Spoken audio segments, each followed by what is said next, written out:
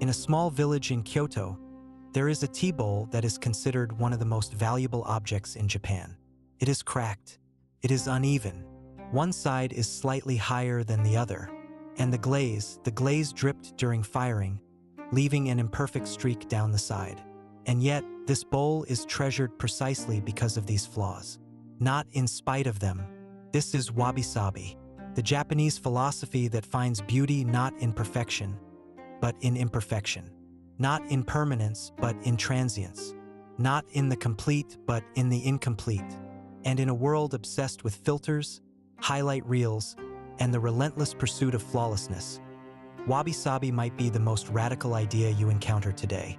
Let me explain what it actually means, and more importantly, how to live it. The word wabi originally referred to the loneliness and simplicity of living in nature, away from society. It carried a sense of melancholy, of rusticity, of impoverishment that had been transformed into something beautiful.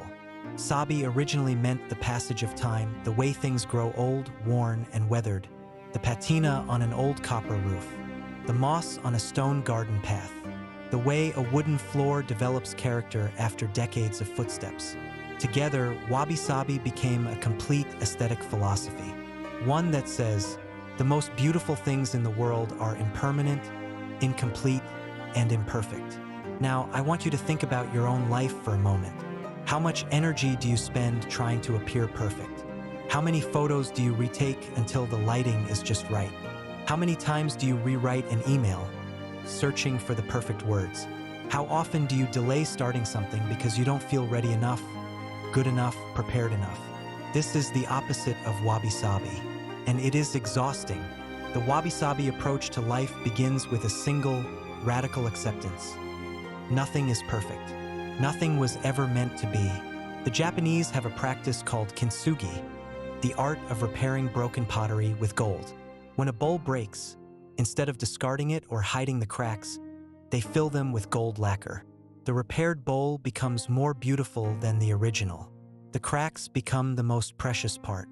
Your scars are your gold. Your failures are your kintsugi. The relationship that ended, the business that failed, the dream that didn't work out the way you planned. These are not things to hide. They are the cracks filled with gold, the evidence of a life fully lived. Here are 3 ways to practice wabi-sabi in your daily life. First, embrace the unfinished. Stop waiting until everything is perfect before you begin. The Japanese concept of shibui, understated beauty, teaches us that something left slightly incomplete invites the viewer to complete it in their imagination. Your imperfect first attempt is more valuable than the perfect thing you never started. Second, find beauty in the worn and weathered. Look at the objects around you with new eyes.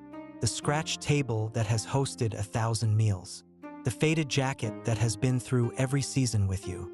The book with bent pages and margin notes. These are not damaged. They are alive with history.